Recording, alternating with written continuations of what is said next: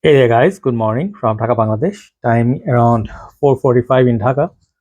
Late night, early morning. I'll be doing a couple of episodes for you, and I have an individual review today for women. I got this fragrance just to borrow. This is not, I mean, just to review. Sorry, I borrowed it to review, and this is a fragrance I really was interested in. I think this is a very like a prestigious house, perhaps in UK, England, and there are many fragrances they own. But this is my very first one from this house called Deep Night. Okay, so this is a 50 ml bottle. I don't know how many bottles do they offer, but I have a 50 milliliter here. So I'll show you the presentation. I mostly was interested in this because the bottle presentation looks very slick, and the name, it's pretty awesome. Like the house name is Ghost, and Deep Night, it gives a sort of like a night out, sort of like a fun, expecting something maybe like a bit unique, that stands out. Sexy kind of mysterious fragrance. We'll see if we can get that. So the packaging here, it's like, the price wise, these are like not very expensive. I think 50 ml goes for around 50 or $40. I'm not quite sure, but around that price tag. So you see the box looks like this. Okay, and it says the name of the fragrance, concentration is EDT, 50 milliliter. Back in the box it says made in UK. It's nothing much going on there. It reminds me of CK Euphoria box a little bit. The main idea, like the main attraction of this fragrance, is this one, the bottle, and it's kind of like a moon, like a chunk of the moon or part of the moon. It looks pretty nice, and this is one of the, hands down, one of the most unique bottles I have ever reviewed. I have seen previously Good Girl, which comes in a very nice bottle, the shoe, and then there are fragrances like, I think, what's the fragrance, celebrity fragrance, man, I forgot. Anyway, Billie Eilish, yeah, that one had a very beautiful bottle. So I reviewed quite a few women's perfumes. They have very interesting looking bottle design, like Decadence by Marc Jacobs is another one of my favorites. So I really like this. So if it's a small little bottle, 50 ml bottle, but it says Ghost right in front. And the name of the fragrance, I don't think it's anywhere.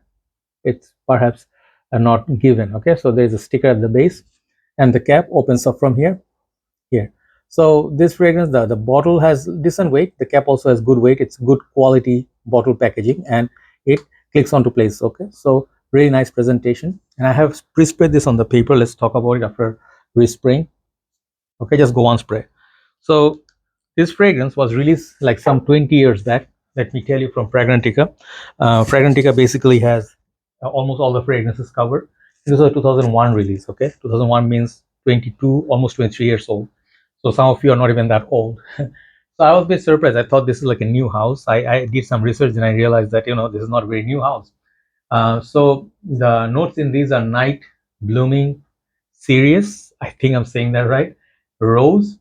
Middle notes are woodsy notes, peach, apricots, and base, you have vanilla, musk, and amber. So interesting notes breakdown. But apart from the first night blooming serious, I think that's the floral note, which is uncommon in this perfume, and I haven't seen that note in many fragrances, to be honest.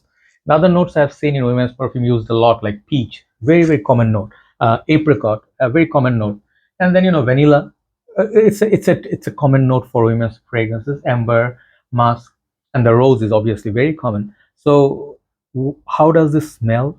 What do you think about it? Longevity after testing for a few days.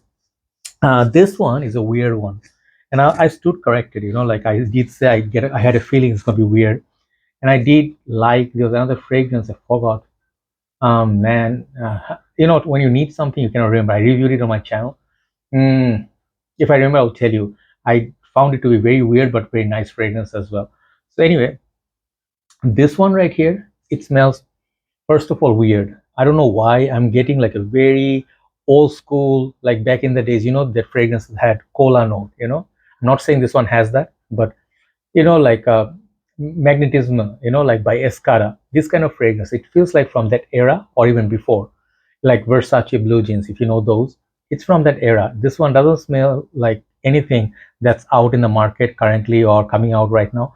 Currently, it's everything's like Scandal, Pour Femme, or something like Good Girl, Blush, like similar, like scent profile, not much of difference. So everything smells sweet, and like like black opium, sort of like they all smell in that one, like, common ground, right? So everything smells more or less the same, and nothing smells like standing out or something like that. So everything I smell in current market, apart from one or two fragrances, mostly everything is sweet.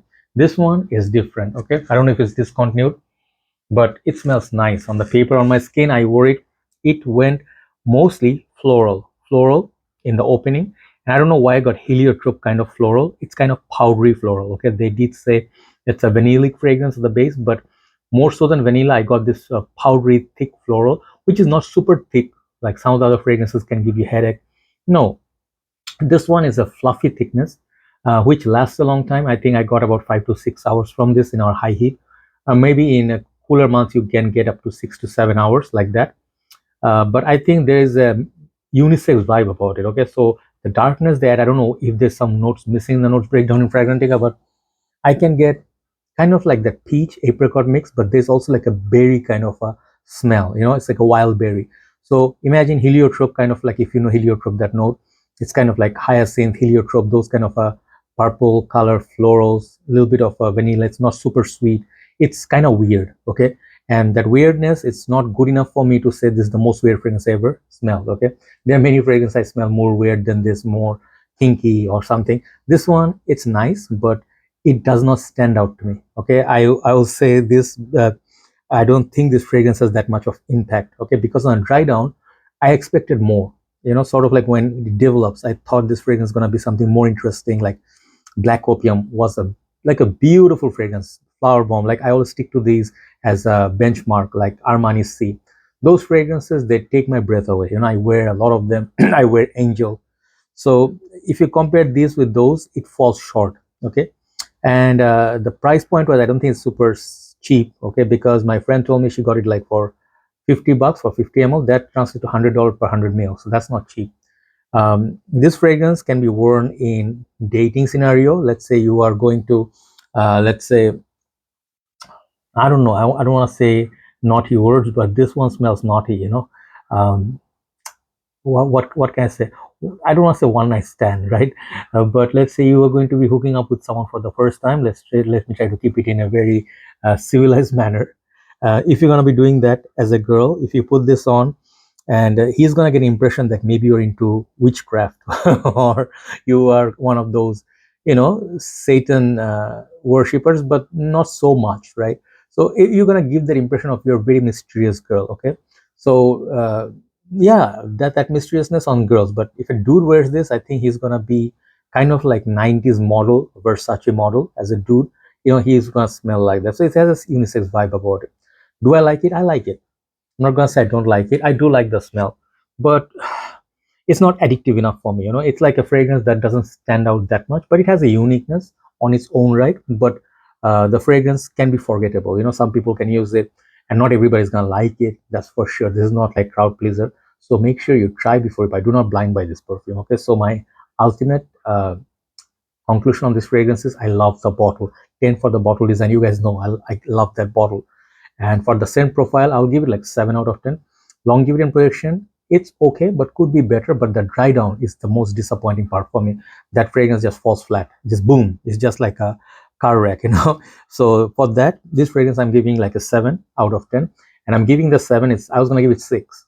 I'm giving it 7 because of the bottle or an additional mark. So do let me know what you think about it. Have you ever tried it? And I'm like a guy, so basically my points are kind of like Joey's moo points for women's perfume.